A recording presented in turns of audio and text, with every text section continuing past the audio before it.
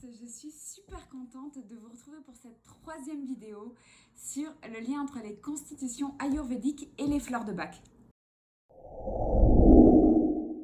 Aujourd'hui, je vais vous parler de la constitution Kapha et vous parler donc de 3 fleurs de Bach qui vont pouvoir l'aider à se balancer et de moduler ses déséquilibres émotionnels.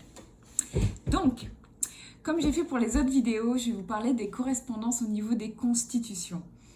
Donc, la constitution Kapha a pour correspondance au niveau des constitutions hippocratiques la constitution lymphatique qui est en lien avec l'élément eau. Au niveau de la constitution en médecine traditionnelle chinoise, ça va être aussi l'élément eau, avec aussi certains éléments du type métal. Au niveau de la constitution de Sheldon, ça va être l'endomorphe. Et pour ce qui est des constitutions psychologiques de Jung, ça va être l'introverti intuitif. Donc voilà, c'est pour vous donner une petite idée comme quoi les correspondances peuvent avoir. Finalement, on parle un petit peu tout le temps de la même constitution. Donc qu'est-ce qui caractérise Kapha? Donc Kapha, c'est l'élément terre et l'élément eau. Donc ce qu'il faut retenir pour Kapha, c'est qu'il est lourd, dense et froid. On va dire. Il y a d'autres caractéristiques, mais ça va être ces principales-là qu'on va retenir. Et qu'est-ce qui caractérise Kapha au niveau physique? Donc Kapha ils ont tendance à être grands, avoir une grande charpente, une grande ossature, des os épais, être assez lourds, avoir tendance au surpoids. Ils ont tendance à avoir des yeux grands, des chevelures magnifiques. De manière générale, une apparence sensuelle et douce.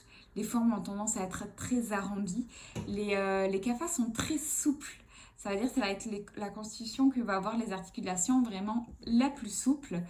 Au niveau des caractéristiques physiques, ils ont tendance à avoir la peau plutôt blanche, avoir la peau assez moite et froide.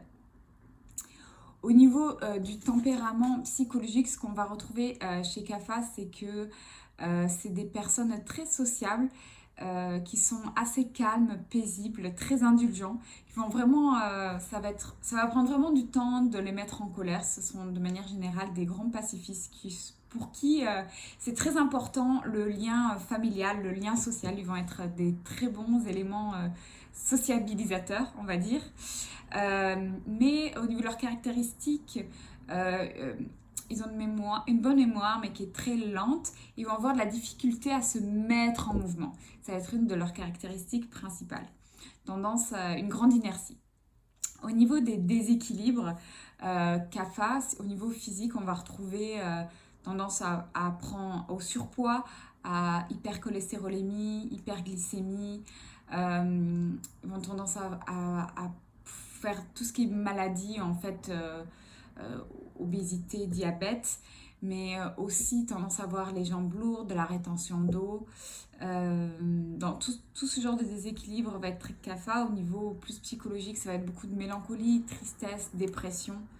Ce qu'il faut comprendre, c'est que Kapha, c'est vraiment plus énergie qui reste à l'intérieur. Kapha garde tout, on va dire. C'est pour ça qu'il garde, on va dire,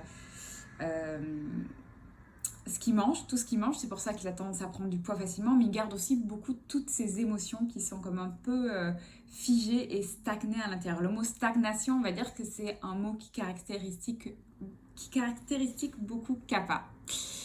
Donc je vais vous présenter 3 fleurs de Bach qui vont pouvoir être vraiment intéressantes pour Kapha et pouvoir l'aider à moduler en fait ces petits déséquilibres émotionnels. Donc la première que je veux vous présenter, c'est Hornbeam, c'est le charme. Donc qu'est-ce qui est intéressant? Moi j'aime bien cette fleur, je l'appelle aussi la fleur de la procrastination. C'est une fleur quand vraiment on a de la difficulté à avoir l'impulsion pour se mettre en action. Qu'on a vraiment la sensation d'être super lourd, de ne pas réussir à faire les choses.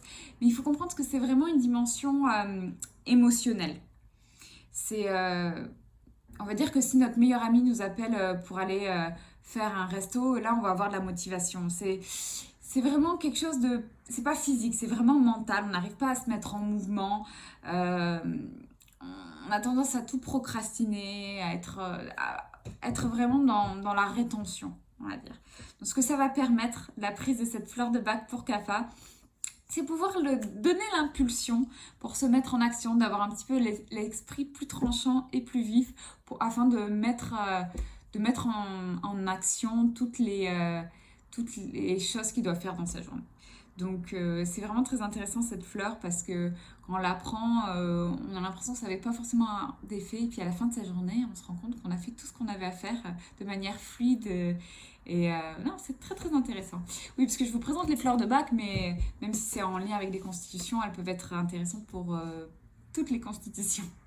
Parce qu'on en retrouve toujours à un moment donné d'avoir ce déséquilibre en nous.